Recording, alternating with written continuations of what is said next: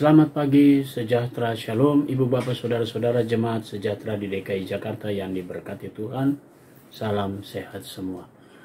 Saudara-saudara, tanpa terasa setiap langkah demi langkah kita, tangan kasih Tuhan selalu berkarya dalam hidup saudara dan saya.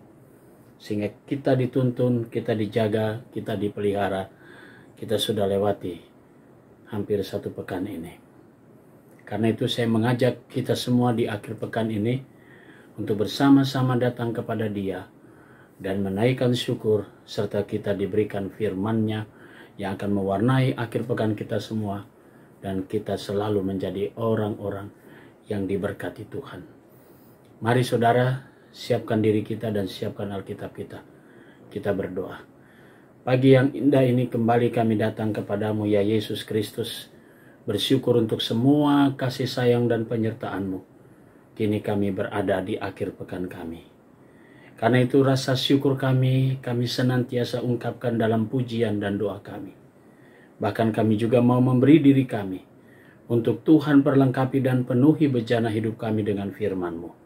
Karuniakan Roh Kudus-Mu yang memampukan kami semua untuk dapat mengerti dan memahami. Dan kami bawa firman-Mu untuk kami berlakukan di setiap langkah hidup kami dimanapun Tuhan tempatkan kami. Kami mau serahkan seluruh doa syukur kami di pagi hari ini, di penghujung minggu kerja kami, hanya di dalam nama Yesus Kristus, firman yang hidup. Amin.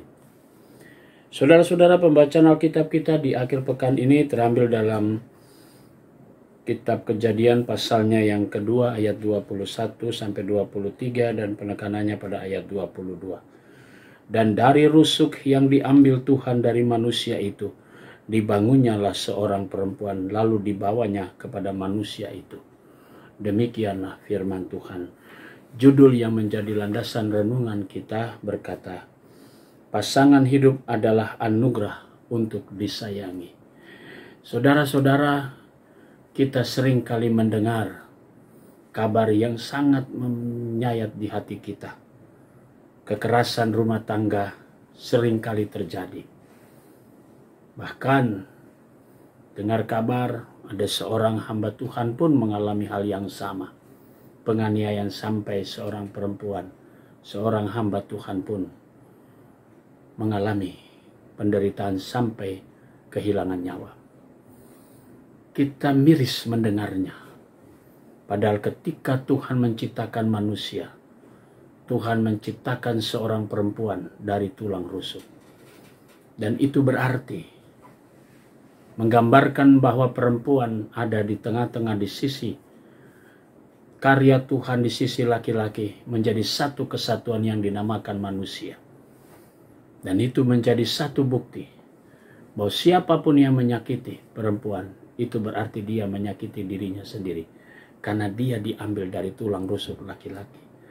Saudara-saudara, camkan ini bagi kita semua yang hidup dalam keluarga. Bagi kita yang sering kali menyakiti kaum perempuan, istri, dan sebagainya. Ingat Tuhan mengambil tulang rusuk sebagai teman hidup. Sebagai bagian, sebagai partner kerja kita. Bukan diciptakan untuk kemudian kita aniaya. Bukan diciptakan kemudian untuk kita sakiti. Dan itulah yang menjadi sebuah garis yang harus kita ingat terus. Bahwa Tuhan menghendaki perempuan dihadirkan supaya menjadi teman yang sepadan. Teman untuk berbicara. Teman untuk saling mengungkapkan segala sesuatu dan saling mengisi satu dengan yang lain. Bukan untuk diciptakan lalu disakiti dan sebagainya, dianiaya. Mari kita kembalikan lagi citra manusia bahwa Tuhan menciptakan manusia itu laki-laki dan perempuan. Dan karena itu, apa yang dikehendaki Tuhan? Supaya ciptaan Tuhan ini menjadi ciptaan yang harmonis. Hubungan antara suami dan istri, hubungan antara laki-laki dan perempuan. Seharmonis bagaimana Tuhan menghendaki ketika perempuan itu dihadirkan sebagai teman yang sepadan. Bukan sebagai musuh yang harus dihabisi. Saudara, ini menjadi sebuah perenungan kita semua.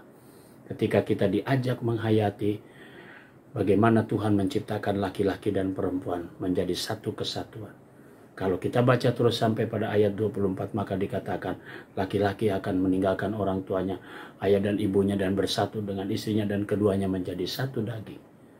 Kalau sudah menjadi satu, maka sangat sukar untuk dipisahkan. Bahkan mungkin Tuhan tidak menghendaki.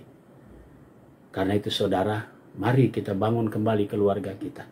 Mari kita ciptakan kembali kasih sayang kita di antara suami dan istri, di antara laki-laki dan perempuan.